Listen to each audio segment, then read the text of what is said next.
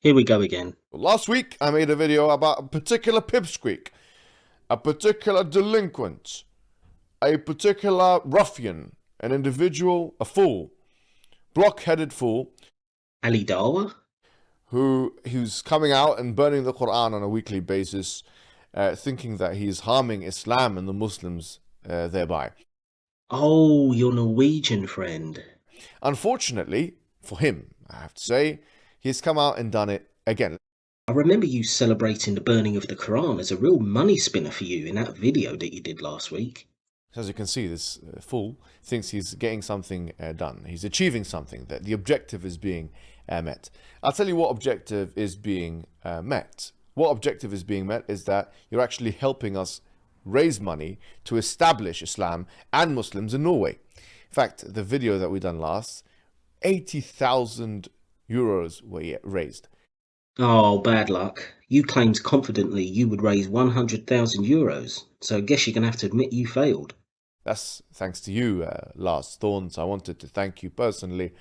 Again, you know, that's 80,000 euros. You can get a lot with that. I bet you can, Mojab, and it sure beats having a real job. And as I promised, every time you burn a Quran, that's a promise of mine. Yes, and the promise of the Muslim community. It was the promise of the Muslim community that every time that you burn the Quran, there'll be 50,000 euros to your name. Ooh, that's a lie, Mo. Actually, you said 100,000, not 50,000. Let's double check. For every Quran that you try and burn, we'll raise 100,000 euros. Yes, 100,000 euros. You see? Pink T-shirt hijab disagrees with you. That you'll be yourself the chief fundraiser. Thank you so much, Lars Thorn, for fundraising by antagonizing the Muslims, making the Muslims angry.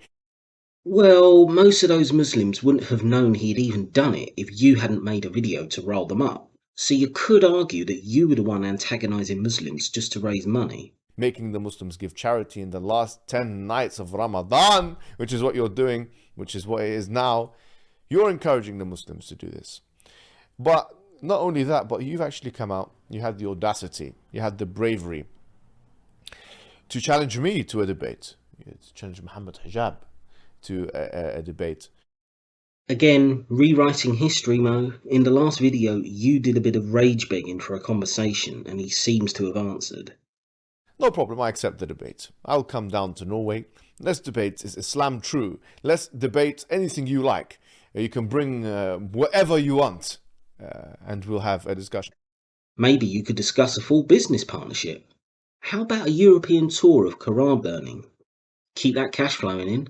Not just you, but that political leader in Sweden.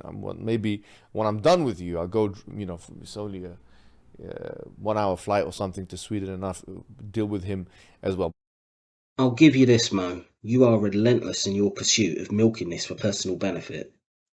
But for now, what I will say is, for the Muslim community, as we promised to the people, that every time this man burns a Quran and he creates a ruckus in our community and he creates some problems in our community, that you're going to yourself, Lars, as the chief fundraising officer, you are going to now help us raise another 100,000. Hang on, it was 50k a minute ago and now you're back to 100,000 per Quran? Keep your story straight, mate. Since we're now in the last 10 nights of Ramadan. So this is the time for everybody to go full throttle, to honestly, don't just let your right hand spend and forget about, don't even inquire, don't even look back. Yeah, don't think for a moment about that you are actively promoting this guy and burning the Quran to raise money.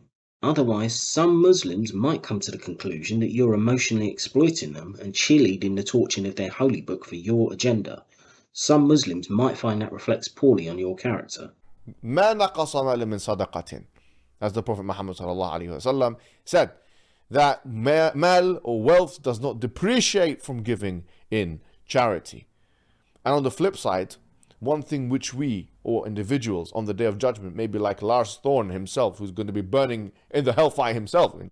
If Allah were real, I wonder what he might think of Muslims like you who promote those who are destroying Qurans. You might find yourself in the hellfire alongside him. Is that they will be saying وما صلى وما صدق وما صلى ولكن كذب وتولى. The one thing they'll be regretting is the fact that they haven't even given charity. We don't want to be like these individuals who regret not giving the charity in days like golden days like this. Tonight may be Laylatul Qadr. You must give the charity. We must go forward. We must continue the cause. I think there might be disagreement amongst Muslims as to whether the cause should involve you encouraging behaviour that during any other month of the year you'd be screaming in outrage against. Just a thought.